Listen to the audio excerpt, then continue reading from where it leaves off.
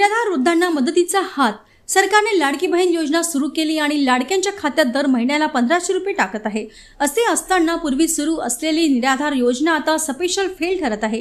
गेल्या जवळपास 7 ते 8 महिन्यांपासून कित्येक गोरगरीब निराधार लोकांना वयोवृद्धांना त्यांच्या हक्काचे पैसे मिळत नाही। चक्रा मारून मारून थकले पण पैसे खात्यात जमा होत नाही। यामुळे आता त्यांना पोटाची खळगी भरण्यासाठी दुसऱ्यांवर अवलंबून राहावे लागत असून जीवन मरणाचा प्रश्न उपस्थित झाला आहे।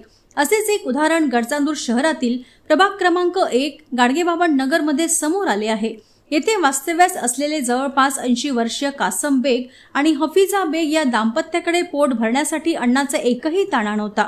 ही माहिती जेव्हा मिळाली तेव्हा गडचांदूर नगर परिषदेचे माजी उपनगराध्यक्ष सचिन भोयर यांनी काँग्रेसच्या कार्यकर्त्यांसह त्यांना 1 महिन्याचे राशन त्यांच्या घरी नेऊन दिले।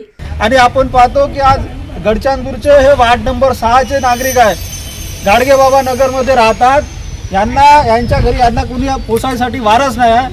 यांना निराधारचे जे पैसे सुरू होते, यांना निराधारचे पैसे यांच्या खात्यावर येत होते, परंतु गेल्या 7-8 महिन्यापासून वर्षभरापासून यांना पैसे नाही आले।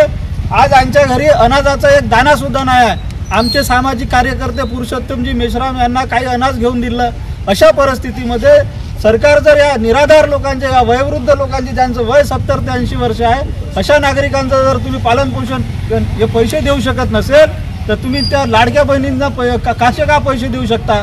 तुम्ही सरळ सरळ जनतेची फसवणूक करताय असा आपला थेट आरोप आहे। आणि अशा लोकांनी काय करायचं? यांना तुम्ही उपाशी ठेवता, यांना एक अन्नाचा एक दाणा देत नाही, यांना निराधाराचे पैसे देत नाही, तर तुम्ही अशा लोकांना इच्छा मरणाची तरी तुम्ही यांना परवानगी द्या।